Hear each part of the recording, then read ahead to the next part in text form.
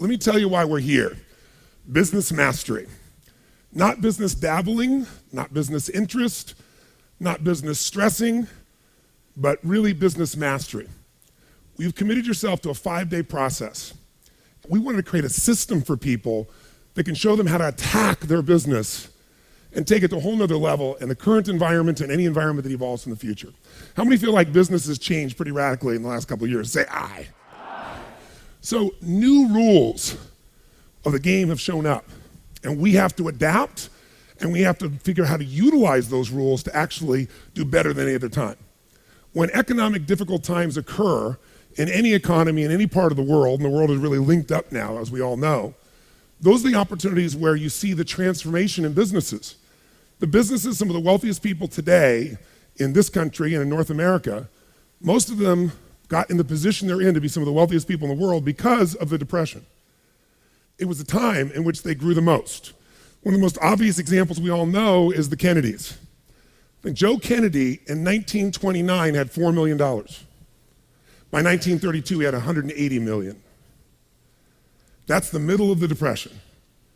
The opportunity for you to take market share, the opportunity for you to go from either a strong player to the strongest player in the industry, or to go from a place where you're brand new, you're an army of one, because we have a room here that's really diverse, and you're starting just out right now. There are people that have been the leaders in the industry forever, and your ability to take that leadership from them. There has never been a greater opportunity in your lifetime, and that's not based on positive thinking, that's based on the fact that the rules of the game are turned, they've changed, they've shifted, and the opportunity to compete for anyone, a small business or a large business, the tools are there for all of us.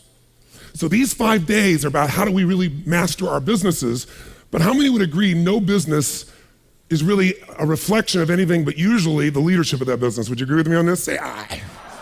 So really, mastering business is mastering whom, for starters? Ourselves.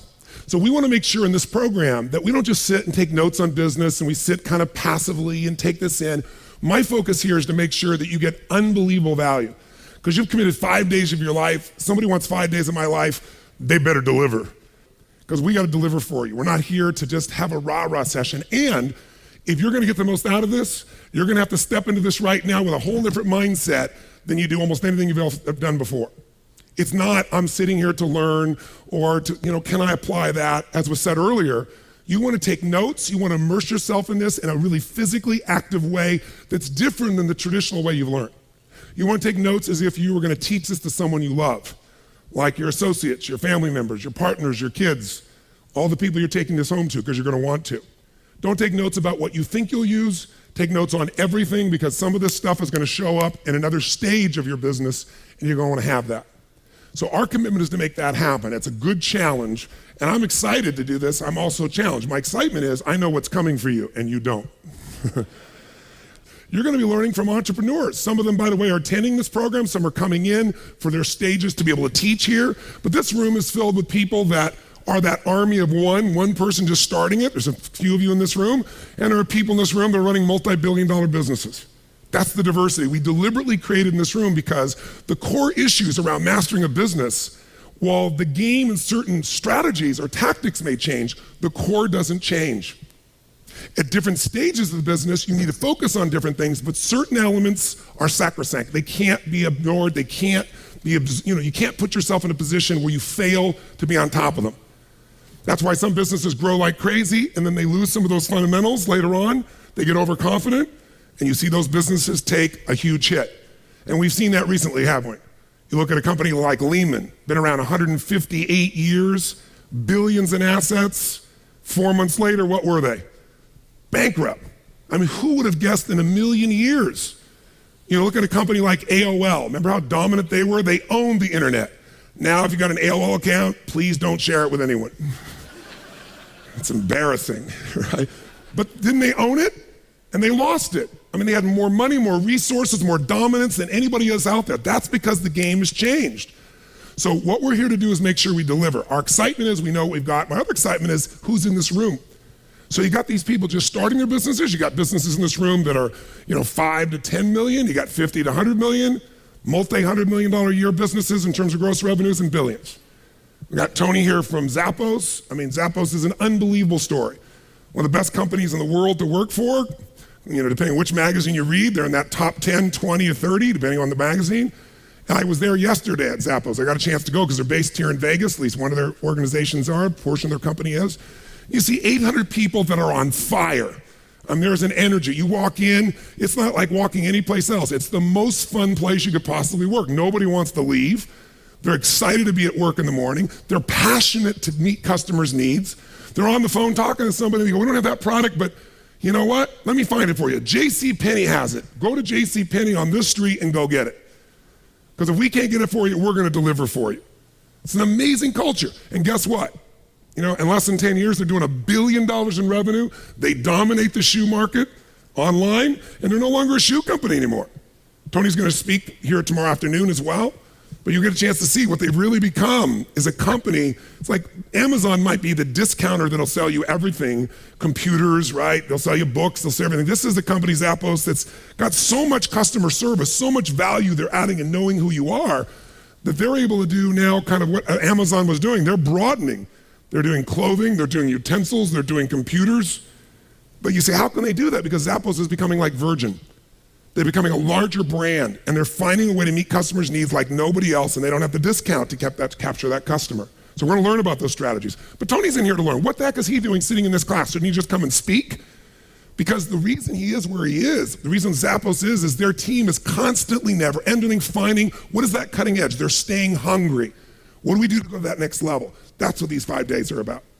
We have a group here, some of you from North America may not know, but from Mexico, HomeX, multi-billion-dollar company, the #1 home builder in Mexico. They build 140 homes a day.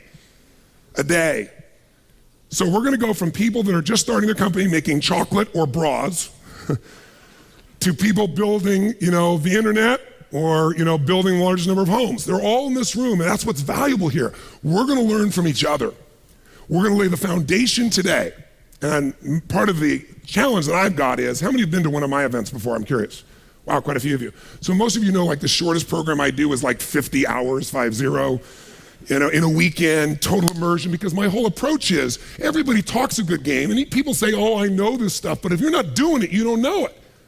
You may intellectually understand something, you may have heard it before, but hearing it before is not the same as doing it. Repetition is the mother of skill. You gotta do it again and hear it again and experience it again. And what I do in an event is we go into immersion where we're doing the things again and again until it gets in your body and becomes automatic. So now you're really following through instead of just intellectually understanding something. It's a different level of mastery.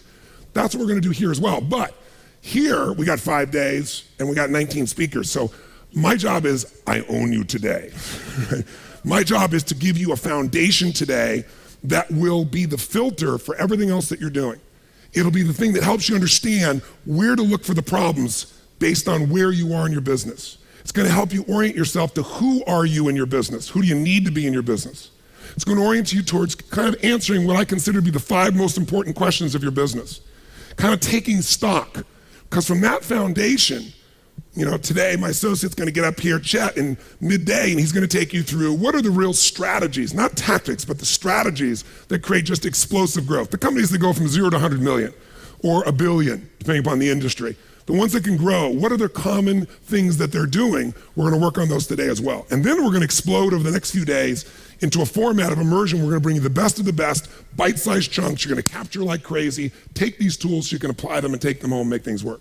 So if we're gonna master our businesses, if we're gonna take that on, it doesn't just happen, especially today. So I've had the privilege, I never got into business because I was like wanting to get into business. I was a guy that had these dreams of I wanted to help people, and then there was no distribution channel.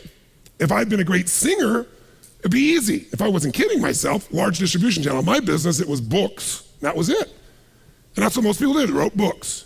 So I had to build the distribution channel. I kind of helped, start to create an industry. I definitely created the coaching industry. No one was using that term or approach. In fact, I did it for about 10 years before it caught on. Right about the time I was about to stop calling what I did coaching because I didn't want to be a motivator or a guru. A coach is not better than you. A coach, you might, Michael Jordan had a coach, I remember, and he quit when that coach quit because Jordan was better, but the coach could see things he couldn't see because he wasn't on the court, he wasn't in the forest. So I'd like, coaching is, I'm not better, but I know certain things and I can help. That was my approach. And all of a sudden, everybody in the world was a coach. Psychiatrists were coaches, financial people were coaches, everybody's a coach. But when I was a coach, it was based on results. You only paid for results. Now everybody just calls themselves that process. But I built an industry. And then gradually I got into business, and I built 12 different companies in radically different industries. I built the top spa and resort in Fiji, Namale, #1 in the country there. Started with just nothing and built it up, 525 acres, into something that's just exquisite. I got, from that business, I decided I want to help people with their health. I got in the nutraceutical business and took on Twin Labs and turned it around, if you know that company, and Metabolife, a whole series of other companies that we did a roll up in. Got in practice management, built one of the fastest growing companies in practice management, Fortune Practice Management. I built the educational firms and companies I'm a part of. I built a little TV business. I've been where I was at the edge going, how do we survive this week? Who's ever been there in your business, right? And like your guts are ripped out of you. And I've been there when I was on stage doing an event at the Continental Center, and I got 14,000 people in the room and we're rocking the house. And during the stretch break, the guy comes up and goes, my company went public that day, and he goes, your stock is worth $400 million, $500 million almost. And I'm like, good day. I've also been there when the stock market was crashing going, well, what the hell's happened? We lost $100 million in the last 2 days. I've been through the cycle. And in the end, it's never the damn money anyway. It's the sense of mastery. It's the sense that what you do can change or impact your customers' lives, your clients, internal and external, the people you get to work with, your family, right? Because sometimes that really becomes your family. It's what you can create in the world. What business mastery is about is how do I take a vision that I got in my head and make it real? How do I take the invisible and make it visible? And how do I sustain that and grow it? Because almost everybody can get to a point. But keeping that point is a whole other level. You heard the statistics earlier, if you don't remember them. How many businesses make it? In the first year, how many are gone? Almost 50%. 5 years, it's 80%. 10 years, it's 96%.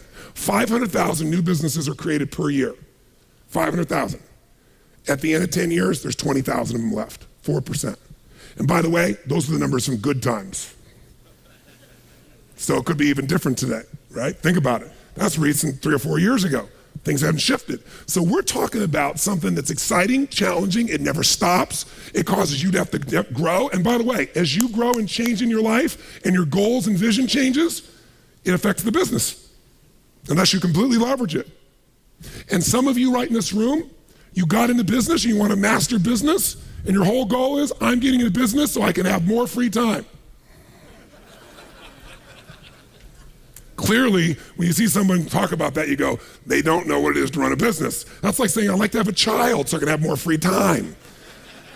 It doesn't work that way, right?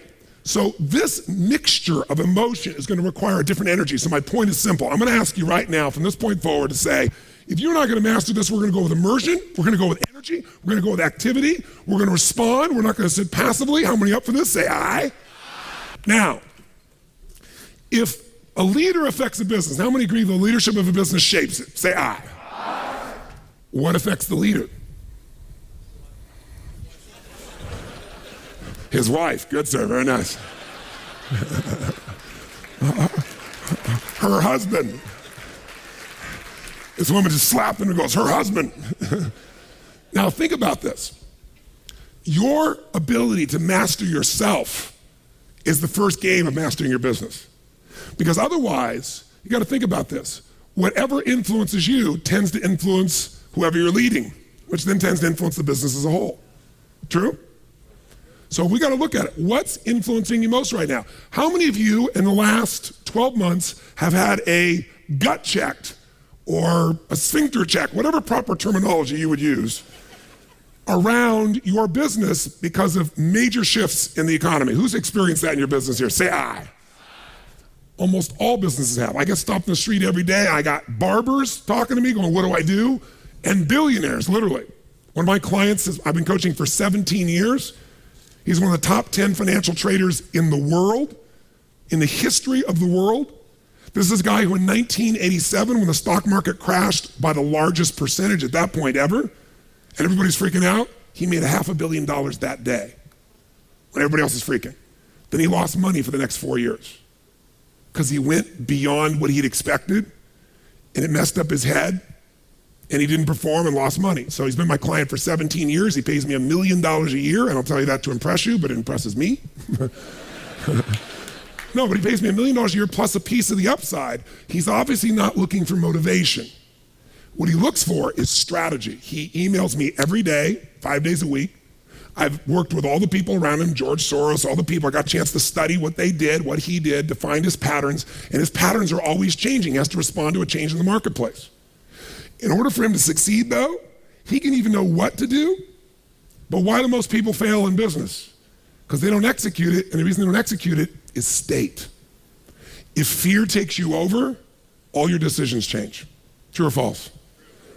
If greed takes you over, does that happen also, yes or no? Yeah, you start thinking it's gonna be great forever, I can do no wrong, and you start doing everything, taking huge risks you haven't really thought through. You got challenges there too. So my job with him is to really keep his psychology straight, as well as make sure his strategies and tactics are adjusting to the environment in an ideal way. You gotta do the same for yourself. You gotta say, I gotta know what's influencing me, and here's what's influencing you, two forces. First, I'll say this. If you wanna influence someone else as a leader, you have to know what's already influencing them. Business is a game of influence. Think of it now. If you can't influence your people, you can't have the impact that you want. If your people can't influence, you're not influence clients. Peter Drucker said, business is only two things really at its essence. It's innovation and marketing. You gotta keep innovating, creating something that's better than anybody else has got, right? You gotta be able to add more value to the customer than anybody else is giving. And you gotta be able to market it. You gotta convince people it's the best, it's the thing they're gonna use right now. That's all of business. All the other pieces, accounting, all the other things are critically important, but they're supportive of the two cores of your business. If you account perfectly, but you don't innovate, you don't keep finding a way to add more value to the customer, you're gonna be gone. If you innovate, but you can't market it, you can't bring it where people want it, forget it. That's business. So what manages you though? Two things. If I want to influence somebody, I gotta know what already influences them. Two things influence a person. Number one is the state they're in. And while you're standing, I want you to think about this because you're gonna have to manage your state if you wanna manage other people's. Think about it. Who here has ever snapped at somebody, had nothing to do with that person whatsoever, right? It was just the state you were in. How many have ever done this before? Say aye. Who's ever been snapped at unfairly? Say aye. Now I got all the victims as well. Make sure we took care of that, right? But we all have done it, right? It's just the state you're in. So state influences people. Do state influence customers, yes or no? Yes. What's the biggest difference in our economy from not long ago? Not long ago, we had some of the same problems. Stocks were $85 that today are $5, $4, $1. When things are going well, people think it's gonna go well forever. When it's going bad, they think it's gonna go bad for, and they overcompensate with fear or greed. So you have to be able to manage your state, and you gotta know that's what affects other people. And we're gonna just show you a couple of quick skills around that because many of you have been to my events, many haven't, and we gotta unify ourselves. It's like we gotta get the foundation laid so we absorb everything else. Because will your state affect what you use, yes or no? Yes. Second thing that's gonna affect you is your blueprint. Moment to moment, what you do is based on your state. Long term, it's your blueprint. Your blueprint is the shorthand word I use for your beliefs and values and your rules of how life's supposed to be. If your blueprint says, I can't do this, you're not gonna do it. You're not gonna find the way. If your blueprint says it's over, the economy's gone, then even if you put your heart into it, supposedly, you're not gonna follow through. Our blueprint is our rules about how life's supposed to be, how business is supposed to be, how other people are supposed to be. Many of you get frustrated with your people because they don't match your blueprint. They shouldn't be that way. Well, you can shit all over yourself, but they're still gonna be that way. They shouldn't be that way, they are. Your job is to pick better people. Your job is to learn how to enter their world. Your job is to influence them. Business is influence. You gotta be able to change their state, influence their blueprint. That's leadership. Let's take a look at what this is all about. We start out this morning trying to get you in a state ready to learn. I want you to make sure you keep this state. So kind of anchor it in your body, really nice and strong. But now let's focus on what we're gonna do these 5 days. Yes, business mastery starts with yourself, but what really turns around a business? I mean, what are we here for? We're here so you can have some business breakthroughs. You don't wanna just do better. You don't wanna just grow your business a little bit. How many came here, you really came for some breakthroughs? Say aye. Then the question we gotta ask ourselves is, what creates a business breakthrough? Really, what does that? What's the force? We've seen businesses, Disney years ago was in a position where it was a company a couple decades ago where it had actually gone down. Company was getting green mail. It was getting to a point where it looked like it was going to be broken up. And Disney came together and they brought in a leader, a guy named Michael Eisner. And now he's been gone for a long time, but at the time he entered, for those couple of decades, what happened to Disney? Overnight, what happened? Explosion, business breakthroughs. Stock doubled, tripled, quadrupled. Because the man made certain decisions that changed the business. Think about it. You can look at any business, and if you want to know what shifts a business, what shifts your life, there's one force: decision making. Decision making is the force that shapes destiny, personal, corporate, business destiny.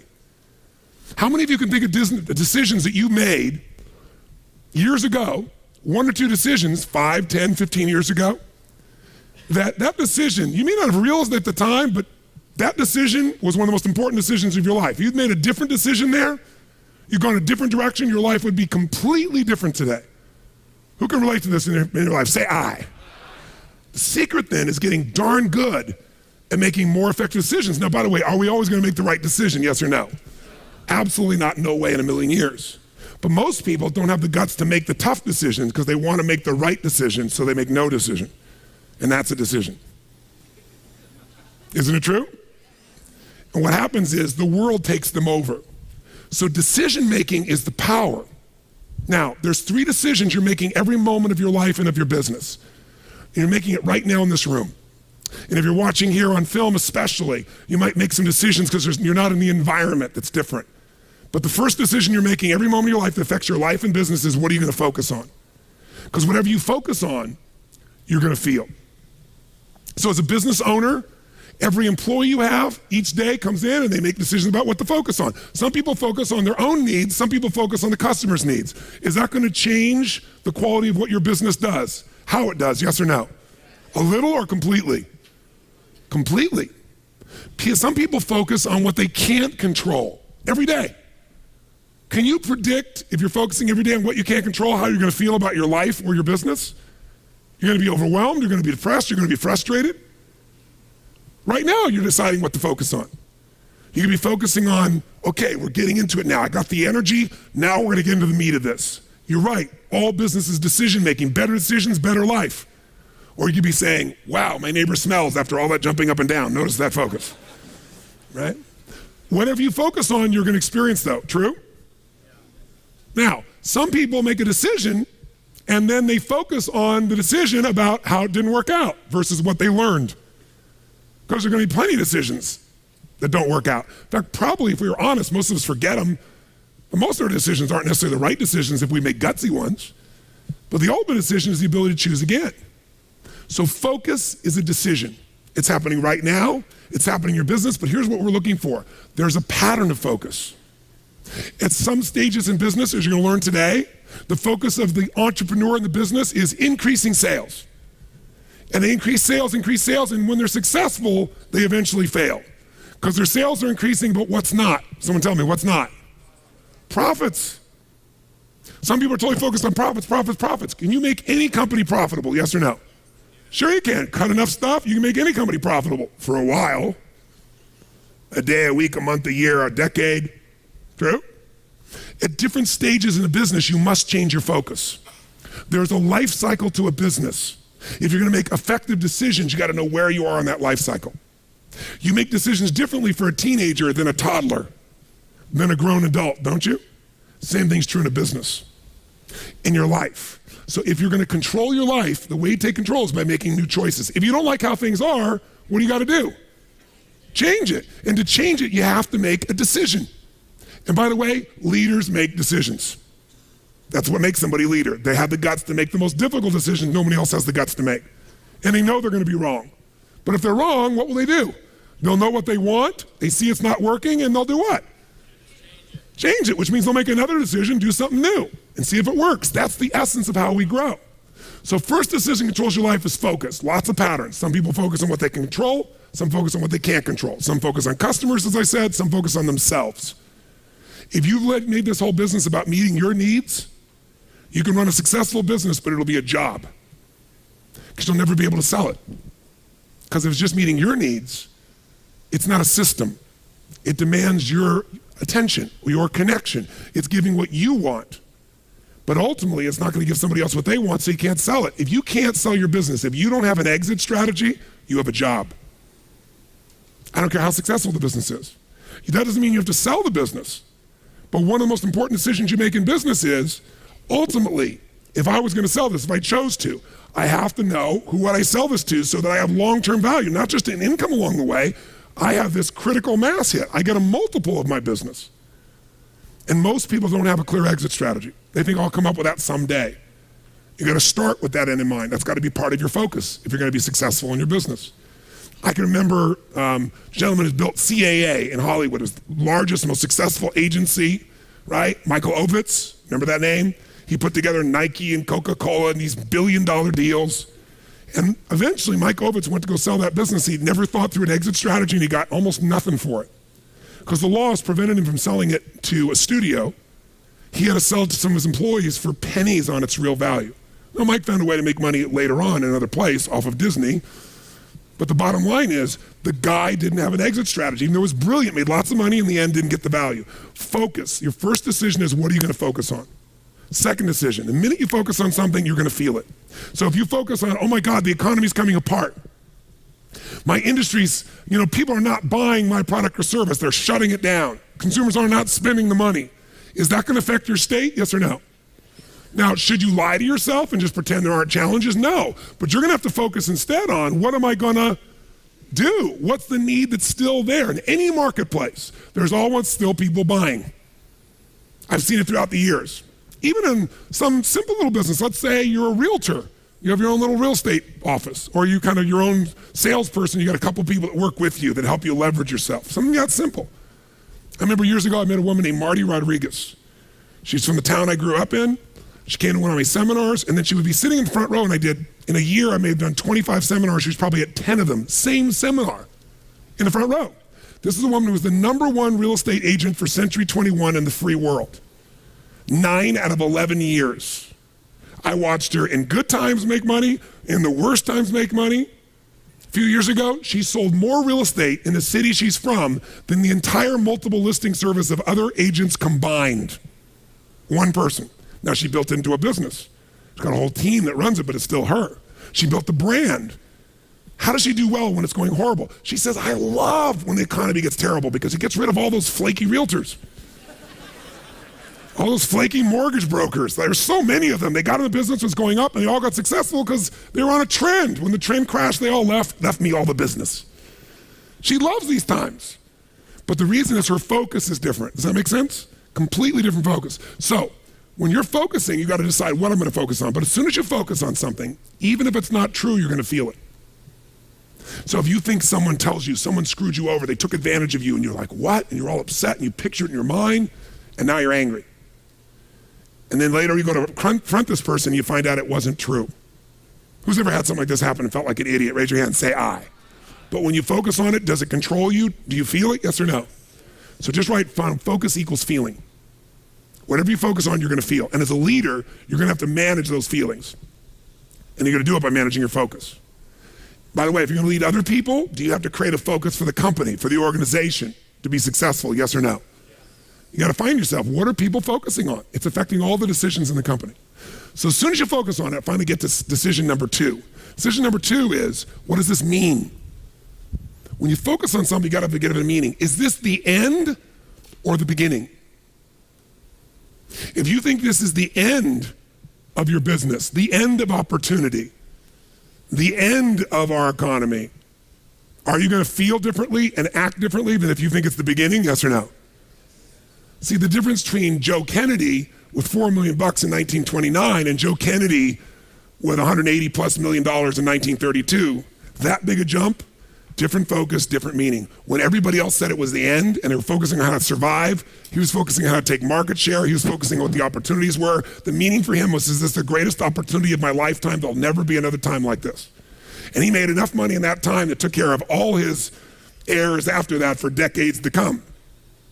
All because he had a different focus and a different meaning. Listen, if you're in an intimate relationship and you think it's the end of that relationship, are you going to treat that person the same way as if you think it's the beginning? Yes or no? No. Somebody's laughing over here. They know. No way. But you know what? In the beginning of a relationship, what will you do for somebody you love? What will you do for them? Come on, what? What? If they say, would you take out the trash? What do you say? I'll take out the trash, of course. What else would you like me to do? Isn't it true? After 3 or 4 years, they say, or 5 or 7, they go, will you take out the trash? Person goes, what do I look like, your janitor? And they go, I don't know what it is. We don't seem to have the same attraction. I don't know what happened. Here's what I tell people. Treat people at the end of the relationship like it's the beginning, and there won't be an end. And that's not just your intimate relationship. What if your customers, what if you fell in love with your customers, with your clients, more than your product, more than your company? If your entire life was about meeting their needs, if you would do what for your customers and clients, you would do what?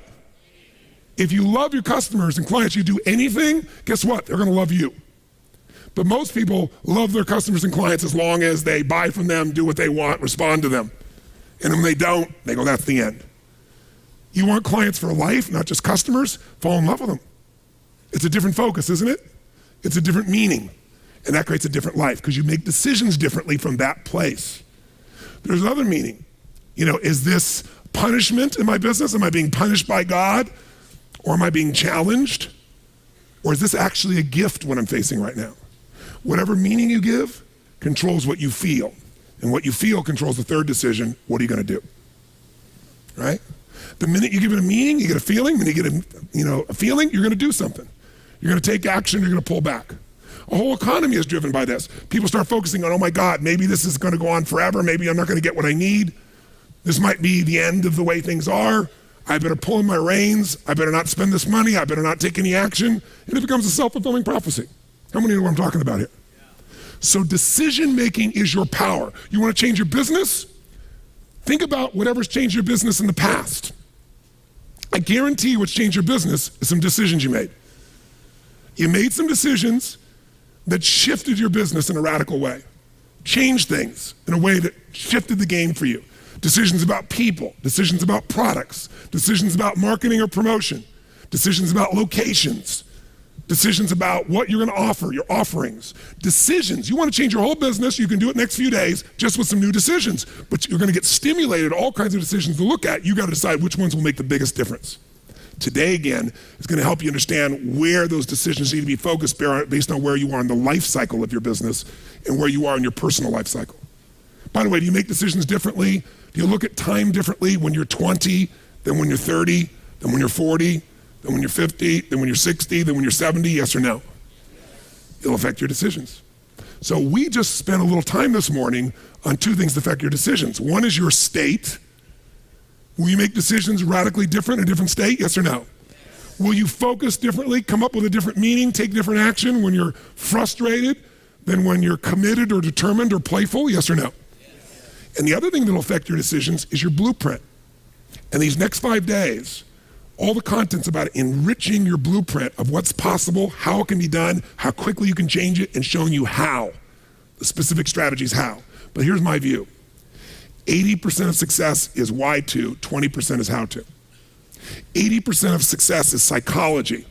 You're gonna be a great business person, you gotta become a great psychologist, a practical psychologist. You gotta know people, don't you? How they think, how to influence them for a greater good, for themselves, for the business, for the client. How to influence yourself, that's psychology. 20% is the mechanics. So we're gonna really get the psychology solid today in a way that really makes sense. Now, if decisions change our life, let's take something really fast. I want you to write down 2 things. Anywhere you want in your notebook, write this down. What was one of the worst decisions you've ever made? What's one of the biggest failures of your business career? The biggest challenges, biggest failures, biggest disappointments where you did something that just didn't work, and what did you learn from it? And then second, what's been one of the best decisions? What's been one of the greatest successes of your career so far, of your business? And what did you learn from it?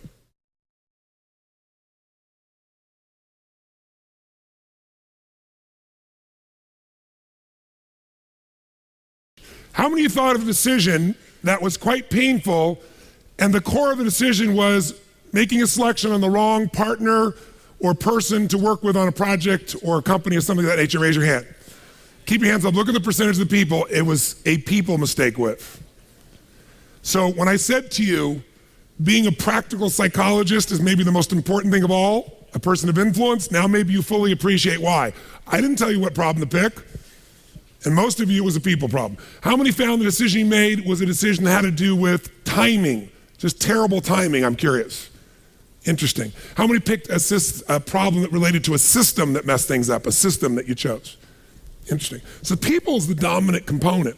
How many found it was a decision that had to do with something you made within yourself?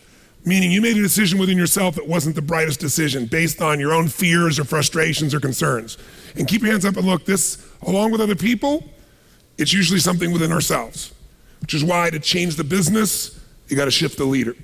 That's where it happens. Now, before we go any further, I want to do something right now while you're in state. How many have thought of one of your greatest successes and felt damn good to remember that moment, by the way? Say aye. Your greatest success, what generated it at its core? What generated it? How many would say that a major part of what you got from that experience was you succeeded because you figured something out you hadn't known before? You had a breakthrough in your understanding or your awareness. Maybe something you even screwed up before, you learned from it, and that's why you succeeded. How many can relate to that in some way? If you can get that, then there are no failures if we can really learn from it. And that's not to be corny. That means it is our mission as a leader to extract value out of every problem. That every problem truly becomes a gift. Because if you don't do that, here's what happens. You start wishing for less problems. And by the way, how well does that work? In fact, think about this. What is the purpose of an enterprise? What's the purpose of a business, of a company? What are we here to do? What are we here to generate? Well, some people say, well, it's to meet my needs. If the business just meets your needs, you're going to have a job. If it's really a successful business, in its essence, what it's all about is how do we add more value to other people's lives than they've never received before? How do you add more value than they've ever received before from anyone else? The person who's going to add the most value. Now, when I say add most value, not your idea of added value, whose idea of added value? You might say, but we're doing all these things. If the customer doesn't care, it's not added value. It's not added value because you think it's so, I think it's so, our employees think it's so. It's added value because the customer thinks it's so. So our job is to add value. And ideally what a business does is it gives us an ability to engender some values. The best companies engender some value. They do something for the world. They get people to think a different way. They shift people. And the third thing a business does also gives you a chance, obviously, for profit. But without the added value, without a shift in the quality of people's lives, that's not going to happen. So the question then really becomes, how do we add extraordinary value to people's lives? How does this occur? How do you take a business to that level? There's only one force, and it's the force we've been talking about here, leadership. Leaders make decisions, and from those decisions, they either add value or they take it away. In essence, what does a great leader do? Think about it. If a leader adds value, if their job is to add value, to get us as an organization to add more value, to engender values. If they're a great leader, they add value and they also create a profit, because you can add a lot of value to your customers and go broke. And there have been a lot of businesses that have done that. And who's ever been really good at adding value and losing money? Raise your hand, say aye. So even a nonprofit has to make money or it can't stay around, right? It's got to have some source that they can continue with. So we have to figure out, how do we add that value? How do we be profitable? Who does that again is the leader. So what's the leader's job? How do they do that? How do they add the value? How do they make sure that we got profit going? What's the leader's job? Come on. Well, how they do it is making decisions, but ultimately, come on, what does a leader really do? If I said to you, we've got this business and we want to create a breakthrough in this business right here. See this business? We're going to break a breakthrough in this business today. We're going to transform this business. We're all going to work together. We're going to make this happen. Okay, some decisions got to be made. A leader's got to make some decisions, but ultimately, what a leader does is two things. They solve problems. The only reason this isn't going anyplace is there's something stopping it. They solve problems, and they maximize resources. The job of a leader is solve problems and maximize resources. Now, they don't have to personally solve it, but they got to make sure the problem gets solved. That's what leaders do. They solve problems. And by the way, If you're in business, do you have problems, yes or no? You might prefer the term challenges. It feels much better, but the truth is it's still a problem. In fact, any business, even a successful business, has problems. They just have better quality problems.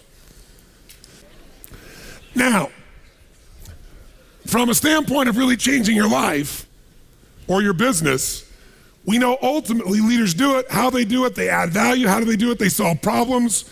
How do you do that? You make decisions. So before we do anything else, I want you right now, sit up in your chair and I want you to write down a decision. 1 or 2 decisions that you can make right now before we do anything else that would change your business immediately. What's a decision that you know you probably should make? You may have even been thinking about for some time. It may be of something you're no longer going to do. It might be something that you're going to begin doing. It's a decision you're making maybe that relates to a change in personnel or a change in the way you run your time or yourself. Minimum 1 decision, ideally 2, that would be business changing. Pick one that's small, but you know would have a big impact. A small change you know would have a big impact. And the second one, what would be a tough decision? But if you made that decision, you know it would make a difference, a sizable improvement in your business right now. By the way, a real decision is one you take immediate, massive what? When you just think about it, it's not a decision, it's a preference, it's an idea. And the only thing stopping you is either you're not focusing on it or there's fear, some uncertainty, some pullback, some concern. So if there wasn't a concern, if you were just going to step up right now and we said to you, you got to make 2 decisions right now, that if all you did was make these 2 decisions, your business would change for the better immediately, what 2 decisions would you make? Write them down and write down what the decision is specifically, what you do to act on it, and how it would change your business. You got 12 minutes, go.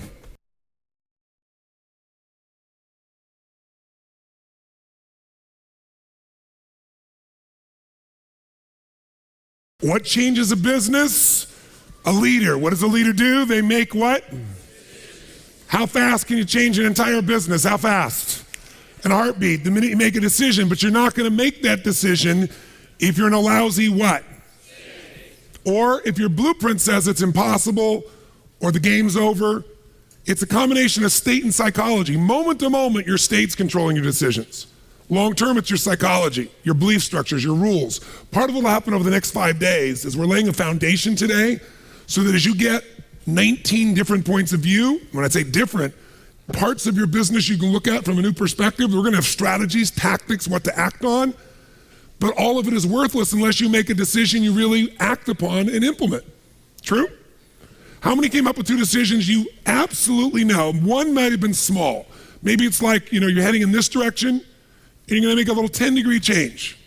But watch what happens. I'm heading this way, I make a 10-degree change, and I take that out a week from now, a month from now, 6 months from now, a year from now. A couple of years from now, you're in a different destination, different destiny by a small change. How many made a small change and a big decision? Both. Great. How many made a decision, no question in your mind, following through on this, your business will change for the better? Raise your hand if you got that, say aye. Now you could have made that before this morning. I mean, you didn't have to come here to make 2 decisions. But how many are happy you made them? Say aye. Now, whether that decision turns into any kind of reality or not is going to be the real question. How many know the decision is right? Raise your hand if you know in your gut it's right. Great. How many know it will absolutely impact the business and no question in your mind in a positive way? Say aye. Aye. Is it possible there'll be some people that won't follow through? Yes. There will be people, a percentage of this room, that will not follow through. And the reason they won't follow through has nothing to do with whether it's a viable option or not, or whether the marketplace needs it or the company needs it. It's going to come down to your psychology as a leader. Now you know why we spend all this time before we're going through strategies and tactics. Because ultimately none of that works unless you master you. Your state, your blueprint, your ability to make decisions, your ability to maximize your resources. But to get there, you got to also understand the training effect. Let me show you what I mean by that. A lot of people, and even a lot of businesses say, well, gosh, we train our people. Who's ever done this? You train your person, they do well for a while, and then they drop off in their skill set. I don't care if it's sales, I don't care if it's a technical skill, having to do with accounting or something on the computer. Who's experienced this with people you work with? Say aye. Now you're highly motivated, it's your business. or you're the leader in the business, or you're the manager, or you're the head of the department, or whatever. So you got a lot of drive. So you bring emotion to the table and you do enough repetition that you master it. They don't. If you give up on them, you're losing and missing out on what it takes to train someone. So here's how training looks. In the beginning of training, when you first start doing something, how fast do people learn and make shifts? Slow or rapid? Huge rapid change happens, right? There's this giant growth that occurs. Now, what eventually happens to anybody when they start to learn something? A new sport, a new business, a new relationship, what do they get to? What do you call it? Plateau. So think of it this way. Some people, their philosophy of life is dabbling. Here's what a dabbler does. They take on a sport like, let's say, tennis, and when they're brand new, they know nothing about tennis. They don't know how to hold the racket, they don't know how to swing, they don't know how to keep score. They think love is an emotion when it's a zero, right? There's nothing, right? But from not knowing anything, in a short time with a little bit of training, do they get pretty damn good, yes or no? If this is 100% mastery and this is zero, they might go to 20 or 30% growth like that within a few days, a few weeks. How many follow what I'm saying here? Say aye. Now what's interesting is, will they top out, yes or no? There'll be a point in which they plateau. What's a plateau? It's when you're doing the same amount of effort, but you're not getting the same level of reward. You're not making the same progress. So in the beginning, how hard is it to make progress when you're a brand new company? I mean, creating a product is progress. Selling your first customers is progress. Getting your first account is progress. Pretty easy, right? When you're in a new relationship, just learning about each other and connecting and being intimate, there's progress, right?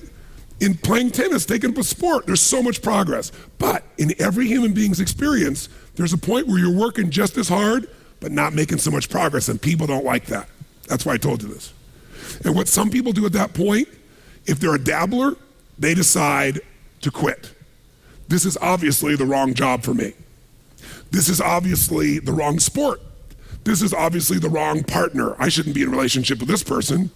The minute they get to a point where they're not being fed, their ego is not being fed, they're not growing, they quit.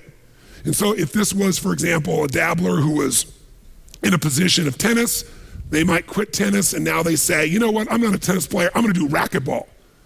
And they get so excited about racquetball because like, oh, this is cool, look at this, because within a few days, what happens if everybody? They start from zero and what happens? Lots of what? Tell me, lots of progress, which feels really good, really fast. They didn't know how to racket, they didn't know how to turn, there were walls all around them and a ceiling. In a few days, bam, they're smashing off the back wall and the side wall, they're doing things Z's, and I mean, it's really cool. Plus, they get a new outfit and stuff, so they look cool. They got goggles, they join a new club, there's all this progress and stuff. So guess what? Grow, grow, grow, grow, grow, everything's great, great, great, great, great. But eventually, who knows what happens? Eventually, they hit a plateau. And guess what? Rather than training themselves further for mastery, what do? They say it's the wrong sport. I shouldn't do this, I shouldn't be a racquetball player. And if I was gonna show you as an example, you grab this real quick. If they've gone out and they've made all this progress, they're real happy. They go, go, go, they're growing, growing, growing, boink, they hit this plateau. Wrong sport, not a tennis player. Go up like this, boink, racquetball, all of a sudden, working hard, not getting the result, wrong thing, wrong relationship, wrong job, wrong mission. So then they go out and play golf and they go, boom. They don't even get the progress. And they go, I didn't need to use the F word that many more times in my life, right? You know, different piece. Now that's what a dabbler does. And by the way, dabblers by their nature are unhappy. Think about this. Even with all the economic challenges that exist, most people in North America for sure have a better quality of life than 95% of the planet. 95% of the planet is living on what? How much? 2/3 of the planet, I should say, is living on $2 a day. Your worst nightmare is somebody else's greatest dream. Most of the planet's greatest dream. Your idea of economic downfall is somebody's dream. That's the truth. And so what happens though is, would you agree we have more choices, more freedoms, more opportunities today than any time in human history, yes or no? Are most people's happy? Is their happiness tied to the quality of life they really have? Because we're a world now that's shallow. Most people are dabblers. They try something for a while, doesn't work out, they do something else. Now, you wouldn't be in this room for 5 days if you were a dabbler, but how many of you got to deal with some of these dabblers out there? Say aye. Dabblers are the people you want to make sure you keep off your team or get off quickly, because they're going to quit anyway. And the time, energy, and effort it takes to train a dabbler is the same energy you could have a platinum player. And we're going to show you some ways to do that later on. But let me show you another path for a second before we show you the rest of the training effect. Let's take the path of what I call a stressor. Here's the stressor's philosophy. I find the way. Who can relate to this? Say I. I'm going to find the way, I'm going to achieve it. So they take up a sport like tennis, and it goes like this, and they're doing really, really well, and it's going really good, but eventually, boink, they hit a plateau. Here's the difference. Does the stressor quit? Ever quit? Yes or no? Absolutely not. What does the stressor do when it doesn't work out? What do? Do they settle for it? What if they actually get a little worse for a short time? What happens? They really get stressed and they go, screw this, I'm going to find a way, I'm going to break through, I'm going to learn a book, I'm going to find someone, I'm going to get a coach, I'm going to make this thing happen, I'm going to find a way, I'm going to find whatever it takes to make this thing happen. Poosh! And they break through, ladies and gentlemen. Come on, they break through, ladies and gentlemen. Who knows what I'm talking about here? Say I. And by the way, they break through and all of a sudden they start making progress, and they're so happy, and all of a sudden, guess what happens? Boink. And you go, damn. How the hell, well, how could that happen? I've been working my tail off. I just had this breakthrough. I just worked through this thing. I just fought through it. But by the way, do they hit another plateau? Yes or no? So what happens here? Do they give up? Do they quit? Do they go, it's the wrong sport? What does the stressor do? They stress out. Shit, I'm going to find a way. I'm going to make this thing happen. I got to make this thing. Come on, figure something out. Let's find this thing. I'm going to work hard. I'm going to make more calls. I'm going to make this thing happen. And all of a sudden, eventually, what happens? Poof! Ladies and gentlemen, they break through again. Come on now.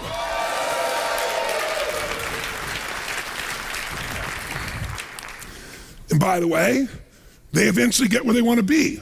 The problem is they're so stressed out by the time they get there, they're so exhausted they can't enjoy it. Who can relate to this in some way? Raise your hand, say I. The majority of people who achieve are stressors. That's a different philosophy of life. It is not what we brought you here for. We brought you here for emotional mastery. We brought you here for business mastery. We brought you here for immersion so you could get into a philosophy of mastering your business and life. Here's the difference. Stressors don't like problems. They want all achievements. Is that blueprint really possible in life and business? Yes or no? No way. So there's a third path. It's the path of the master. And by the way, does the master make progress immediately as well? Yes or no? Brand new at the sport, brand new at the business, brand new relationship, grow, progress, happiness, progress. What eventually happens? Tell me. Boink, plateau. The only difference between the person who's a master and a person who's a dabbler who quits, or a stressor that fights till they're beat up, is this person who's the master expects the problem to come. They're not surprised when it happens. They go, plateau, Danielson, to be expected. Why would you stress out about something that you can expect, that you know is coming? Pretty silly, isn't it? Pretty silly to be stressed out about a problem that you know is going to have to happen. It's part of the process. So a master doesn't get stressed out. They expect it. And so they have a completely different mindset. Do they quit? Yes or no? Do they stress out and try and fight? Yes or no? No, they want to find the pathway. They want to know the secret. They want to know, how do I get to the next level most efficiently, effectively, impactfully, with the least amount of wear and tear, so I can enjoy the experience, so I can help others to enjoy the experience. They know there is a way.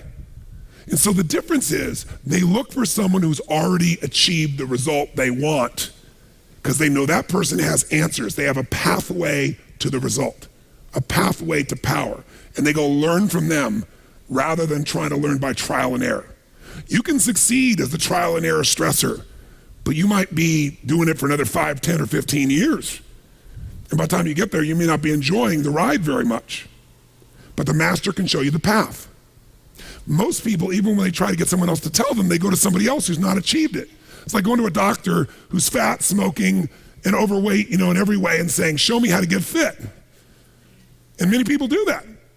Or they go to somebody who sells financial tools, who's never really made any money, and have to say, manage my money for me. And they're a salesman. Nothing wrong with that, but If they're not making more than you are, that's a clue that maybe you're dealing with the wrong person here. So my life has been about the concept of modeling, and that's what this week is. Modeling says success leaves clues. If someone is successful at anything, not once, but consistently, they're not lucky, they're not better than you are, they're not smarter, they just have a strategy. There's something they're doing different than you are. If you take the same steps, if you take the same actions, if you sow the same seeds, you can reap the same rewards. This week's gonna give you a chance to model a whole series of different strategies that are proven and that work. Now, there's another metaphor for this that I use that I think is really useful, and it's a good metaphor for this week overall. This person, when they get to this stage, they wanna find somebody who's already gotten the result. They don't wanna reinvent the wheel, they don't wanna waste all their time. Because what they're really looking for is someone who knows the road ahead, because they can guide them. So I'll give you an example, a metaphor. How many of you in this room, I want an honest answer with energy, so I want a strong yes if it's true. How many of you in this room have ever experienced the humiliating experience of playing a video game against a child? Say aye if you've had this experience. Who always wins? Why does the child always win? Is it because they're faster, because they're smarter? How does the game work? You sit down with your nephew, your niece, a local person, a friend of yours, child, and they say, here, come on, try this little game. And you're like, no, I don't. Oh, sure, it's easy. And they say, here's all you do. Take this thing, push this and this, shoot that and shoot that. And they go, here, you go ahead, you go first. They always like you to go first. And so you get there, you got your little gun and you're ready to go, and all of a sudden you go, choo, choo, and then within 2.5 seconds, what happens? You're gone in less than 3 seconds. And the kid kind of smiles and says, well, let me show you how. And the kid goes, cha-choon, cha-choon, cha-choon, cha-choon, cha-choon, cha-choon, cha-choon, cha-choon, cha-choon, cha-choon, cha-choon, cha-choon. And about 45 minutes later, you get your second turn. Who's had this experience? Say aye. And by the way, you get it next time you're out in 5 seconds, another 45. I mean, this goes on and on. They get 8 million points, you got 12, right? And they kind of snicker at the end. Now, why does this child always win? Is it because they're younger? Is it because they're faster? Is it because they're smarter? No, there's only one reason they win. Because they've played this game before. As a result, they know the road ahead. And listen to me now.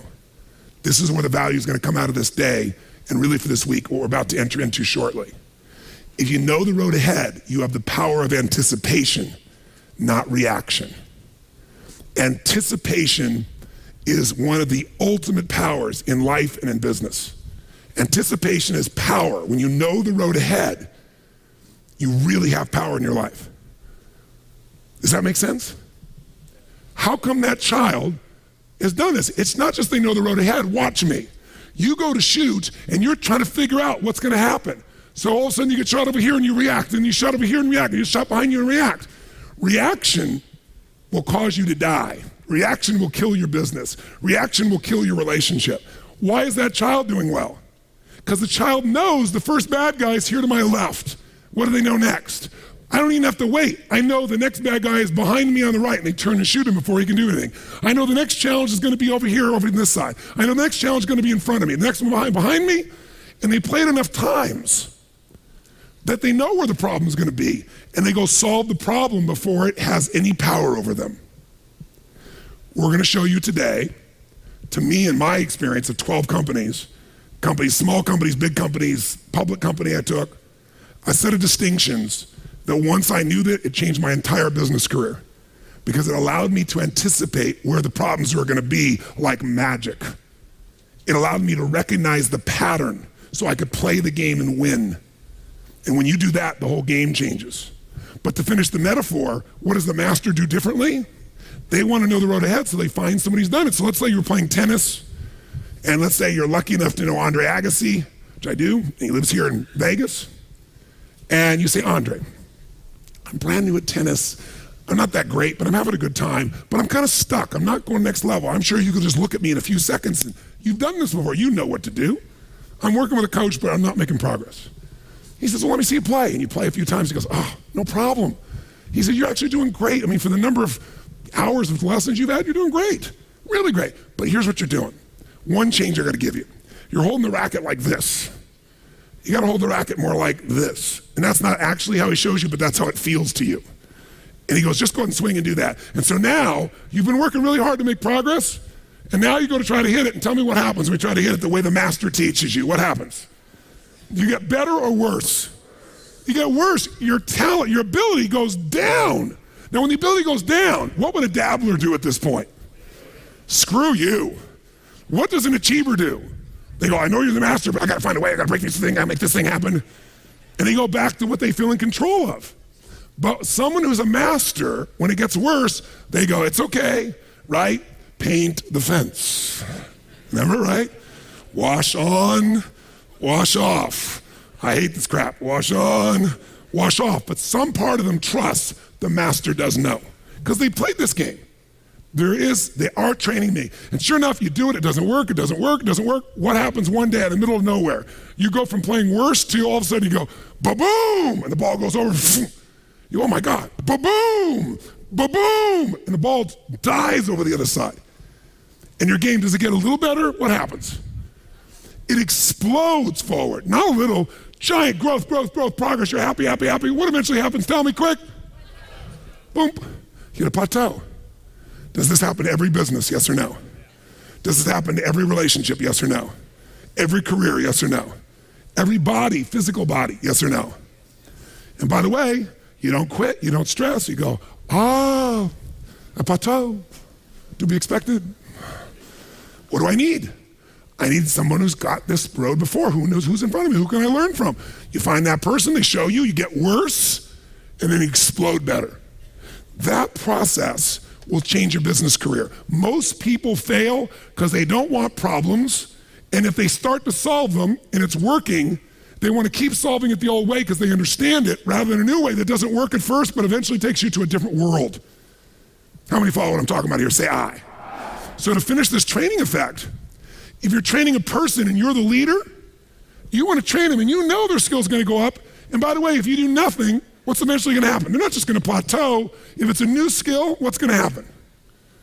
Is it going to drop down? Yes or no?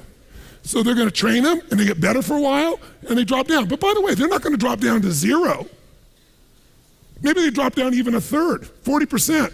They're not where you want them to be. You want to get them to 100%. They went up to 30 and dropped to 20. 20 is better than 0. Instead of being frustrated, you go, guess what I got to do? Repetition. They got a little cognitive understanding. They got a little emotion. Got to train them again. Let's show them again what it is. Let's get them emotional about it. Let's do it again with repetition. And now you start from a higher place at 20. And you grow, boom, boom, boom, boom, boom. Another 30, 35%, you're up at 70% of mastery. What's going to happen? Plateau. What's eventually going to happen even? Going to go down. Maybe they drop by a third. But now they're at 50% mastery. It's this thing, damn, why do we train these people? They don't retain it. Don't be stupid. This is how you train somebody. Now you train them again. Repetition, the video, the audio, a class, you coaching them, a mentor, whatever it is, a coach. Train them again. And by the way, what eventually happens with enough training effect? They master where their downside is higher than most people's idea of mastery. How many, by the way, have done this in some area of your own life? You kept training yourself, got stronger and stronger. Say aye. That's the process we're going to do here. I got a question for you though. Could you know all this? Could you understand all this and still not get a result? Yes or no? And what would stop that result? Action. But if it was just related on you, that'd be easy. And many of you are leaders and you're used to in your life being able to do whatever you want. And when your business is small, you can run the whole thing.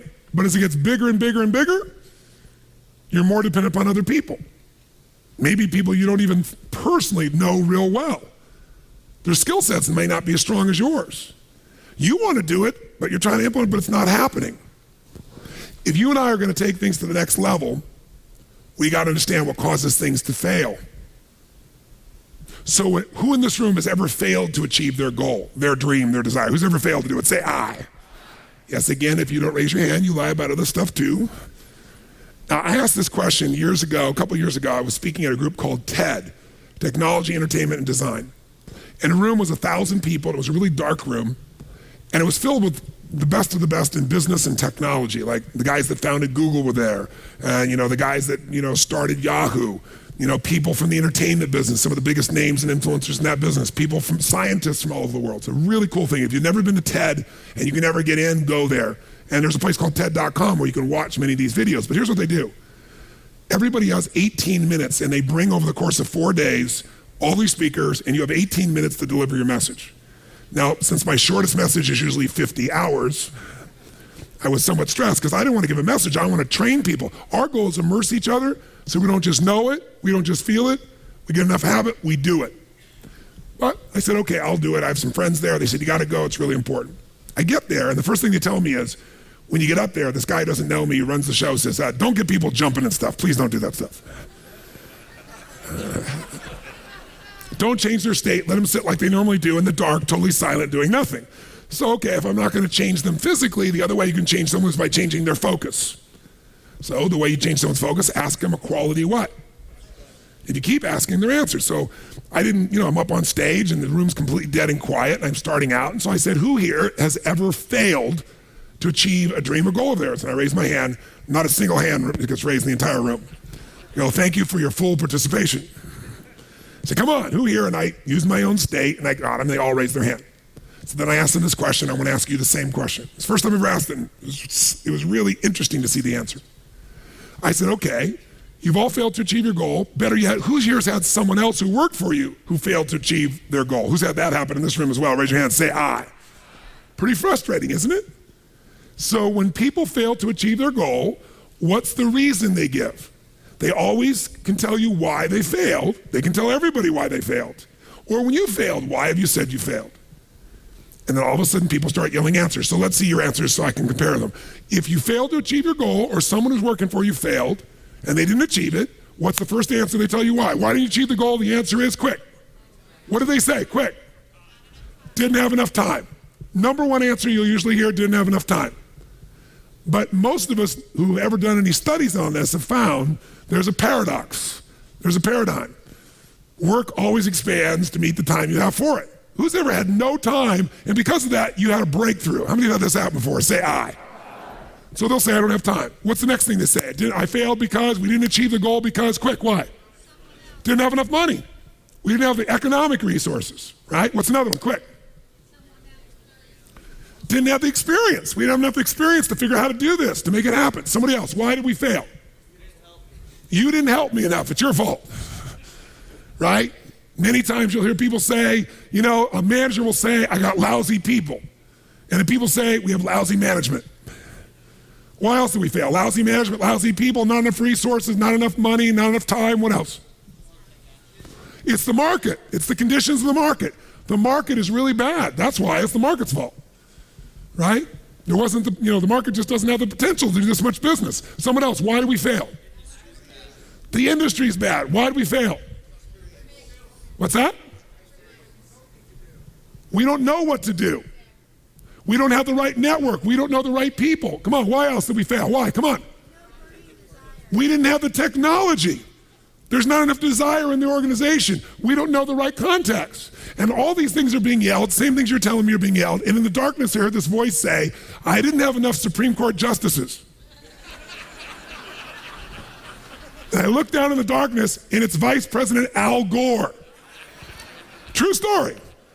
And the whole room starts laughing, right? And this is in Northern California, which is a very democratic stronghold group of people that were there in the technology business. So they start clapping, right? And what's he alluding to? He's alluding to the fact that he lost the presidency, right? Even though he had a slight majority in the popular vote, but he lost it because they went to the Supreme Court.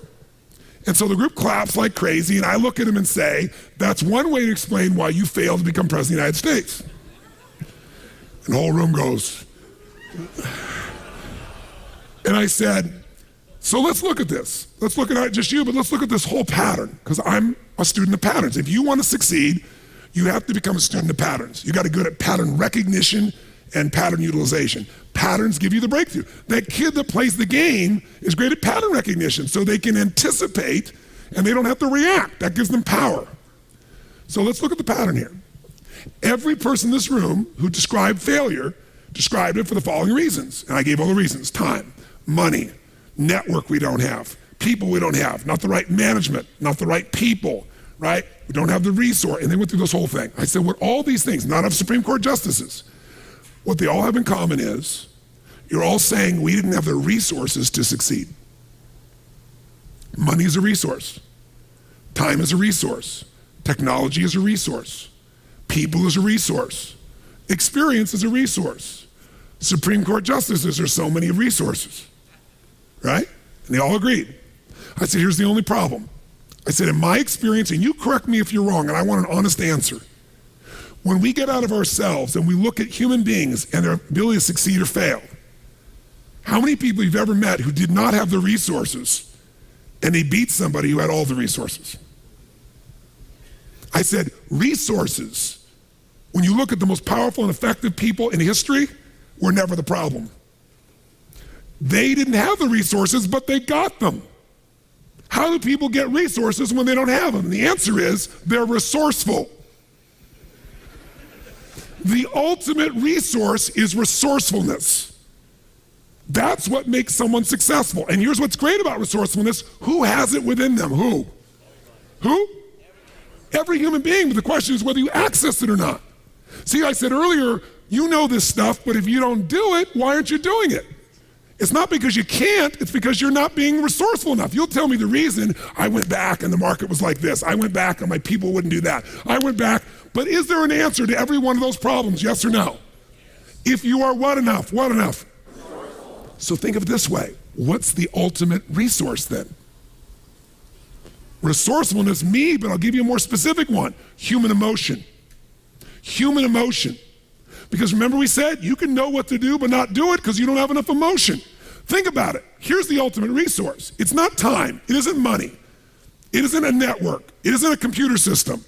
It isn't even the right people. If you're committed enough, determined enough, can you find the people? Yes or no? Yes or no, my friends? Come on. Yes. If you're creative enough and you don't have the money, can you find the money? Yes or no? Yes. If you are warm enough, loving enough, connected enough, can you help people enough that they'll want to help you? Yes or no? Yes. It doesn't matter what it is you want, you can get the resources if you're resourceful enough. And the ultimate resource is human emotion. So if you want to master business, you must become a master of human emotion. Your own first and others. And you want a good example? You can see them anywhere. And by the way, you can see them in one of the largest retailers in the world. What company is that? Quick. Walmart. Take a look at Walmart. If you want to study some history and find something interesting, look at Walmart in 1974. Go back and read the financial papers, right? What people were saying in the market, what all the pundits were saying about what you should do with Walmart in 1974. Anybody know? Buy or sell? Which one? Virtually all these people are saying sell, and here was the reason. They've run out of resources. And guess what those resources were? Money, what else? Money was a base, but the biggest thing they said is he's taken all the market. There's only so many cities where you can bring in one of these cheap, low price mentality retailers. That was the belief. By the way, who was dominating the retail market at that time? Sears and who else? Kmart. In 1974, there were 78 Walmarts. There were more than 1,600 Kmarts. And I can't remember how many Sears, I apologize, but tons. The combined market value of Sears and Kmart was like 10,000-fold of what it was for Walmart. You know what's interesting though? What did these pundits miss? Truly didn't have the resources. But Sam Walton was one of the most resourceful human beings in the world. They didn't understand the value of his ability to go into his people, maximize their energy, their excitement, get them so excited about a discount for a client that they'd get in a car and drive 4 cities over to make a buy. That when people came in, they'd say, don't go here, let me show you what we can do. He turned them on fire. And he turned himself on fire. And he produced more sales. And he produced more revenue. He produced more profit. He got more funding. He didn't believe what they believed. He had a different blueprint. They told him what he couldn't do. He just got in his truck and did it. Right? His whole mindset is, I'm going to make it happen. And Walmart beat Kmart. Guess how they did it? Different belief system. Instead of there's only so many cities, we're going to go outside cities where there's a small population, but they all could drive 20 to 30 minutes. But if they had this opportunity to save money, they would. and they created a different model that opened the market geometrically. And today, what's the size of Walmart? Anybody know? What number of billion in sales? How much? 350 billion in sales. A third of a trillion. And guess what? They dominate the world. By the way, where did Kmart go in the meantime? Bankrupt. So when I said this, everybody, guess what's happened? All these people are like, wow, yeah, wow, makes sense, yeah. So then I turn back and I turn to Vice President Al Gore and I say, so Mr. Vice President, I watched you last night. He'd done a speech the night before he'd come out with a movie of, what's the title of it? An Inconvenient Truth. It was a speech he was doing first. And he gave us that speech the night before. And I worked with President Clinton a lot. I knew Al Gore from that time, not real well. I worked more with Clinton, but I knew him obviously. And I'd seen him speak many times, like all of you. And I said to him, last night you were on fire. The level of energy, everybody in this room was affected, and the whole room started clapping like crazy. I mean, he was like a different guy. I said, let me just tell you something. If you think it was the Supreme Court justices, you don't get it. When you went and debated George Bush that first time, I remember it vividly on national television trying to decide what to do, and I said, I couldn't vote for you. If I wanted to, I couldn't. Because there just was no energy, there was no passion, there was nothing there. I said, if you had been the man you were last night, if you'd used all your resources, you wouldn't need a Supreme Court justice to even vote, and you would have been president of the United States. And he went, and the whole room stood up and would start clapping like crazy, right? And they came by and gave me a high five and a hug, right? And everybody, came to, and that night, I had the guys from Kleiner Perkins, the billionaire guys that really head the tech industry. They all took me to dinner and go, we've all been wanting to say that to him for like 6 years. Yeah. I can't believe you said that in front of everybody. I said, this is the truth. I go, I know it's the truth. Can you get him to run for president? I go, no, he's got a different mission now. But that's it, man.